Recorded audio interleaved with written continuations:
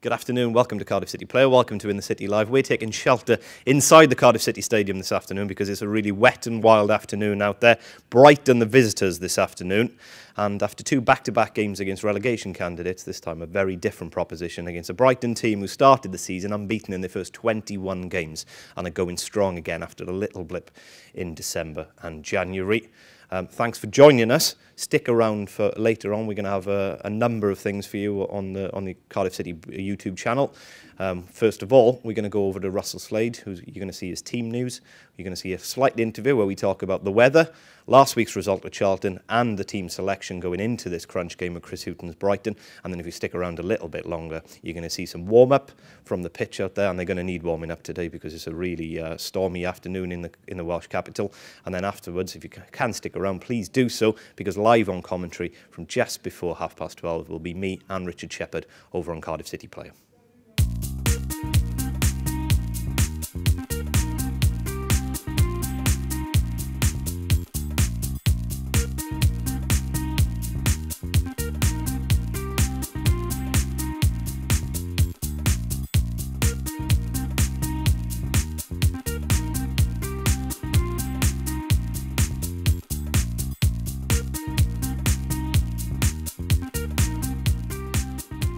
Russell, it's wet and wild out there, but I guess we're getting accustomed to that in recent months, yeah? We certainly are. Let's hope they don't play a bigger part, you know.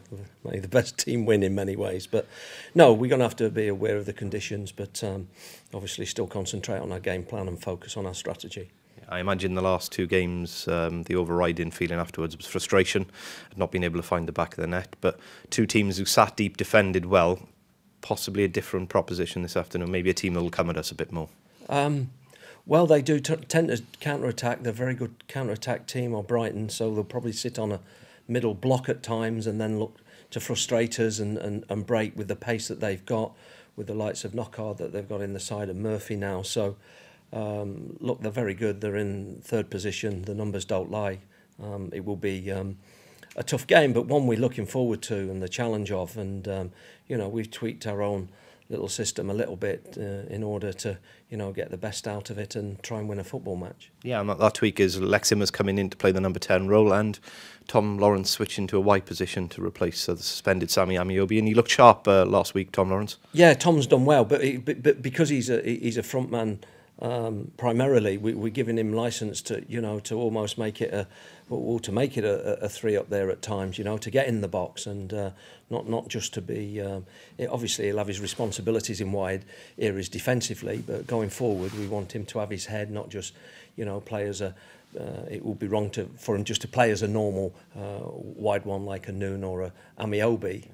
So we're giving him license to get in the box and to be a third striker for us. And looking back, another game for Bruno Manga, who was superb last week at Charlton to play together with Matthew Connolly. And a real test, two strong strikers, whoever they choose, in Hamed and Bobby Zamora, and two strikers in form. Yeah, absolutely. Whether they go with one or two strikers today, you know, it will be a test. But Bruno came probably out with his best performance, I felt, of the season at Charlton. I thought he was excellent. So he just needs to build on that now. Yeah. Thank you very much.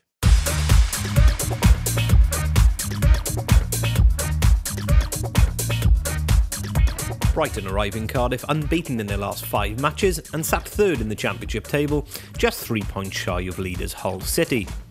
Their goalless draw with the Tigers on Tuesday night also marked a third clean sheet in this recent unbeaten run of matches and a 10th overall on the season.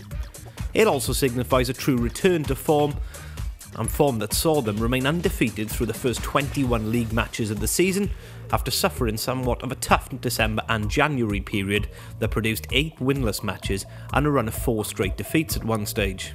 Defensively, the Hull result marks another sign of encouragement for the blossoming centre-half partnership between Connor Goldson and Lewis Dunk. They became only the second side all season to prevent the Tigers from scoring at home, statistically the league's best attacking side on home turf. In Homer Tamed and Bobby Zamora, they have 2 strikers in a rich vein of goal-scoring form. And with 8 and 7 league goals respectively, they currently lead the club's chart. And with Jamie Murphy having netted in 2 of the last 3 games, and Manchester United loanee James Wilson looking to return from a groin strain, Chris Hughton's men have a number of scoring wells to tap into. Now 35, Zamora's return to his former club couldn't have worked out much better for player or club. His 7 on the season has him on course for double-digit goals for the first time in over a decade, and within touching distance of netting the most goals he's managed in a single season since initially departing Brighton 12 years ago. From the club's perspective, remarkably 4 of his strikes this season have been winners and directly earned his club all 3 points. For Cardiff, this marks the 10th meeting with a club in the top third of the league table this season, of which October's 1-0 win over Middlesbrough remains their only victory in such matches. And while the club have failed to score in the last 2 outings against the MK Dons and Charlton, the last time City failed to net in back-to-back fixtures, in early January, they then exploded back into life with 3 goals away at Wolves in the very next fixture. In terms of creativity, it's the central midfield duo of Dale Stephens and Beram Kayal who lead the way with 4 championship assists apiece. In that sense, and many others, the duo represent one of the most efficient, pleasing on the eye midfield pairings in the division. Both are comfortable in possession and possess a keen eye for a defence split in pass. The recent head-to-head record between the two clubs dramatically favours our visitors, especially at Cardiff City Stadium, where the Bluebirds are yet to get the better of the Seagulls.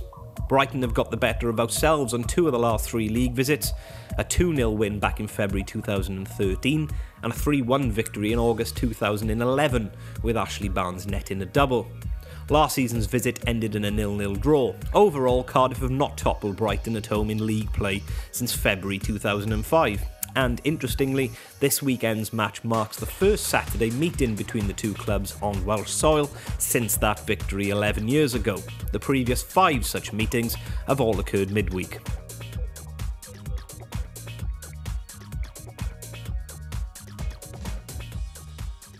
So they're coming to us in a strong position, flirting with automatic promotion, just 3 points shy of Hull.